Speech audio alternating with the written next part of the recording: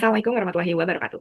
Yang terhormat, Ibu Sri Retno Wahyu Nugrahaini SE MSI, selaku dosen pengampu, Profesor Dr. Sahara SP MSI, dan Ibu Zulfa Azizah MSI, selaku dosen pembimbing. Kenalkan, nama saya Aulia Salsabila, mahasiswa Departemen Ilmu Ekonomi, IPB University dengan NIM H14012310073. Pada kesempatan ini, saya akan mempresentasikan proposal skripsi saya yang berjudul Dampak Efisiensi Anggaran Pemerintah tahun 2025 terhadap Perekonomian Regional, Pendekatan Interregional Input-Output, IRIO. Baik, pada bagian latar belakang, saya akan mulai dari gambaran makro belanja negara Indonesia. Berdasarkan data Kementerian Keuangan, belanja negara dalam APBN menunjukkan tren yang terus meningkat sepanjang periode tahun 2015 hingga 2025. Total belanja negara ini meningkat dari sekitar 2.039 triliun rupiah pada tahun 2015 menjadi lebih dari 3.621 triliun rupiah pada tahun 2025. Tren ini mencerminkan semakin besar peran APBN sebagai instrumen pembiayaan pembangunan, pembiayaan publik, dan stabilisasi perekonomian. Dari sisi strukturnya, belanja pemerintah pusat ini mendominasi dan meningkat dari 1.392 triliun rupiah menjadi 2.701 triliun rupiah. Hal ini menunjukkan bahwa kebijakan fiskal nasional masih sangat ditopang oleh belanja kementerian atau lembaga dan program prioritas pemerintah pusat. Di sisi lain, transfer ke daerah desentralisasi fiskal, penyediaan layanan publik, dan pemerataan pembangunan antar wilayah. TKD ini tumbuh dari 647 triliun rupiah menjadi 920 triliun rupiah. Memasuki tahun 2025 terjadi kebijakan yang sangat signifikan. Pada 22 Januari 2025, pemerintah menetapkan instruksi Presiden nomor 1 tahun 2025 yang menetapkan efisiensi anggaran sebesar total 306,7 triliun rupiah yang terdiri atas 256,1 triliun rupiah pada belanja kementerian atau lembaga dan 50,6 triliun rupiah pada transfer ke daerah. Dalam kajian ini, efisiensi anggaran ini tidak semata-mata dimaknai sebagai penghematan yang biasa. Secara fiskal, kebijakan ini mempresentasikan penyesuaian yang bersifat kontraktif terhadap komponen belanja tertentu dalam APBN. Dalam perspektif makroekonomi Keynesian, belanja pemerintah itu merupakan salah satu determinan utama dalam pemerintahan agregat. Oleh karena itu, pengurangan belanja pemerintah berpotensi menurunkan output melalui mekanisme multiplier effect. Terlebih lagi, dampak efisiensi ini tidak akan tersebar merata antar wilayah karena struktur ekonomi dan ketergantungan fiskal setiap provinsi ini berbeda. Dampak yang diterima juga akan bervariasi, bahkan dapat menyebar melalui mekanisme spillover effect ke provinsi yang tidak langsung menjadi sasaran efisiensi. Inilah yang mendorong perlunya kajian yang mendalam terhadap perspektif regional. Berdasarkan latar belakang tersebut, saya merumuskan 3 pertanyaan penelitian sebagai berikut. Yang pertama, bagaimana dampak efisiensi anggaran pemerintah tahun 2025 terhadap output perekonomian regional di Indonesia? Lalu yang kedua, sektor ekonomi apa saja yang paling terdampak akibat kebijakan efisiensi anggaran tersebut? Lalu yang ketiga, bagaimana pola keterkaitan antar wilayah yang muncul akibat kebijakan efisiensi anggaran pemerintah tahun 2025? Ketiga pertanyaan ini secara langsung berkorespondensi dengan tujuan penelitian, yaitu menganalisis dampak output regional, mengidentifikasi sektor yang paling terdampak, serta menganalisis pada keterkaitan antar wilayah atau spillover effect antar provinsi. Penelitian ini diharapkan memberikan 2 manfaat utama, yaitu secara akademis, penelitian ini berkontribusi pada pengembangan kajian kebijakan fiskal dan ekonomi regional melalui penerapan pendekatan IRIO yang memungkinkan analisis dampak sektoral dan spasial secara simultan. Lalu secara praktis, penelitian ini diharapkan dapat menjadi bahan pertimbangan pemerintah dalam merumuskan kebijakan fiskal yang berbasis bukti dan lebih sensitif terhadap perbedaan karakteristik ekonomi antar wilayah, sekaligus memberikan dasar untuk merancang strategi mitigasi bagi sektor dan wilayah yang paling rentan. Adapun ruang lingkup penelitian ini mencakup 34 provinsi di Indonesia dengan 17 lapangan usaha dengan variabel utama berupa shock fiskal efisiensi anggaran 2025 dan variabel dependen berupa output regional, output sektoral, dan serta keterkaitan antar wilayah. Penelitian ini berdiri atas 3 landasan teori yang saling melengkapi. Pertama, teori kebijakan fiskal dan perspektif Keynesian. Dalam kerangka ini, belanja pemerintah merupakan bagian dari permintaan agregat. Pengurangan belanja pemerintah bersifat kontraktif karena dapat menekan permintaan agregat, produksi, dan aktivitas ekonomi secara keseluruhan. Kedua, teori efek pengganda, multiplier effect. Perubahan belanja pemerintah tidak hanya menimbulkan dampak langsung, tetapi juga efek berantai pada sektor-sektor lain. Besaran efek pengganda dipengaruhi oleh struktur ekonomi, keterkaitan antar sektor, dan tingkat keterbukaan antar wilayah. Dalam konteks efisiensi ini berarti penurunan output yang terjadi dapat lebih besar dari nilai pengurangan belanja itu sendiri. Ketiga, model input-output dan IRIO Leontief. Model input-output Leontief ini digunakan untuk menganalisis keterkaitan antar sektor melalui persamaan X sama dengan AX plus F dengan solusi X sama dengan I min A inverse F. IRIO ini memperluas model ini ke dimensi antar wilayah, sehingga dampak suatu shock dapat ditelusuri menurut sektor dan provinsi, termasuk dampak langsung, tidak langsung, serta efek lambatan antar wilayah.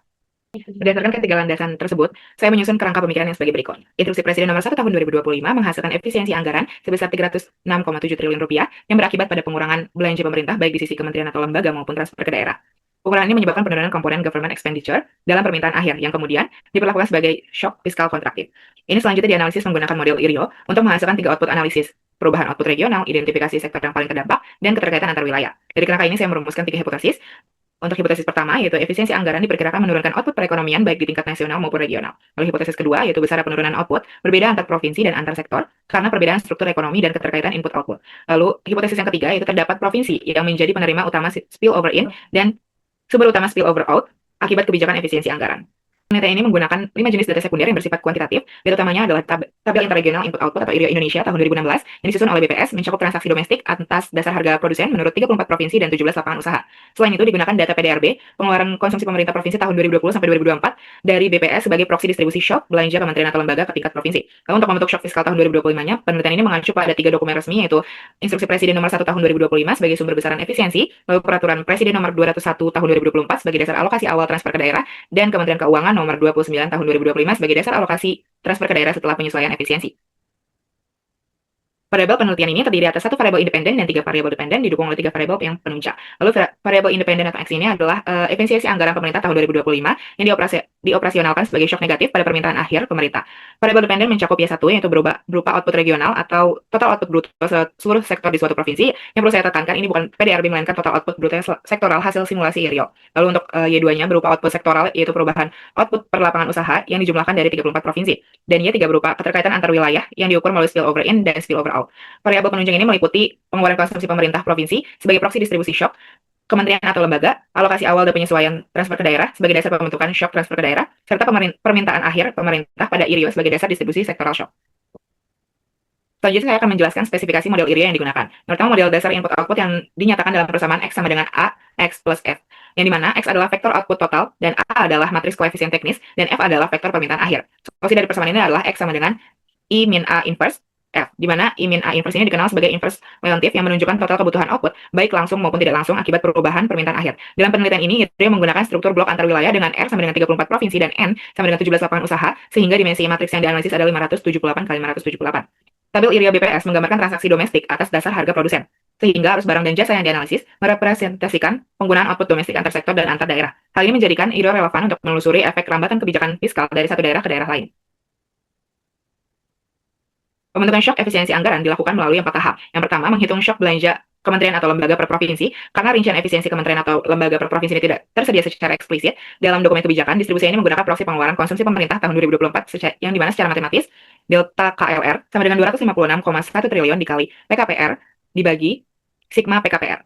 Lalu untuk tahap kedua yaitu menghitung shock transfer ke daerah per provinsi sebagai selisih alokasi awal transfer ke daerah dari Peraturan Presiden nomor 201 tahun 2024 dengan alokasi setelah efisiensi dari Kementerian Keuangan nomor 29 tahun 2025 dan data Kementerian Keuangan ini yang disajikan sampai tingkat kabupaten atau kota yang diagregasikan terlebih dahulu ke tingkat provinsi. Lalu untuk tahap ketiga yaitu total shock fiskal provinsi yang dihitung sebagai delta GR sama dengan delta KLR ditambah dengan delta TKDR. Yang dimana kemudian ini akan dibentuk rasio intensitas kontraksi itu lambda R sama dengan delta GR dibagi PKPR tahun 2024. Total seluruh provinsi ini diverifikasi konsisten dengan 306,7 triliun rupiah. Lalu untuk tahap keempat, shock ini didistribusikan ke sektor menggunakan formula delta FIR sama dengan min lambda R dikali GIR. Tanda negatif dalam lambda ini menunjukkan bahwa kebijakan efisiensi diperlakukan sebagai pengurangan permintaan akhir pemerintah. Setelah shock terbentuk, analisis dampak dilakukan dalam 2 dimensi, yaitu pertama, dampak output regional Y1, perubahan output pada setiap provinsi R dihitung menggunakan delta XR sama dengan sigma S, BRS, delta FS, yang dimana B merupakan I min A inverse.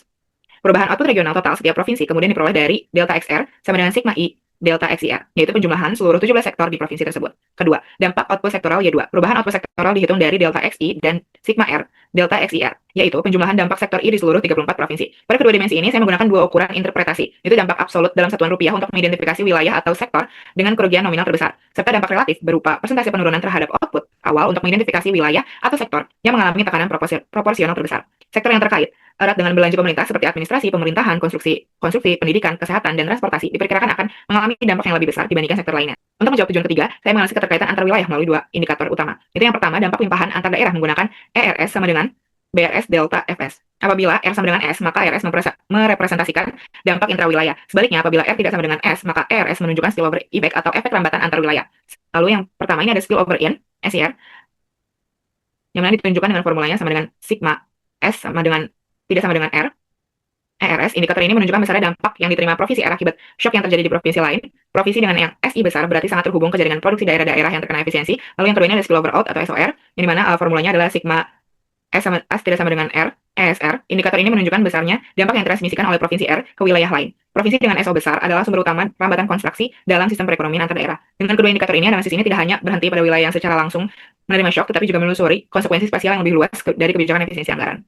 Demikian presentasi proposal metode penelitian saya. Sebagai penutup, izinkan saya menyampaikan ringkasan singkat dari penelitian ini. Yaitu penelitian ini mensimulasikan kebijakan efisiensi anggaran sebesar Rp306,7 triliun sebagai shock fiskal kontraktif dalam model IRIO 34 provinsi dan 17 lapangan usaha, yang dimana hasil ini diharapkan dapat memberikan gambaran mengenai distribusi penurunan output regional antar provinsi, identifikasi sektor-sektor yang paling tertekan, serta pola spillover in dan spillover out yang mencerminkan keterkaitan perekonomian antar wilayah. Penelitian ini diharapkan dapat berkontribusi pada kajian kebijakan fiskal berbasis bukti dan memberikan pijakan bagi pengambil kebijakan dalam merancang strategi yang lebih sensitif terhadap heterogenitas ekonomi antar wilayah di Indonesia. Atas perhatian, saya mengucapkan terima kasih. Wassalamualaikum warahmatullahi wabarakatuh.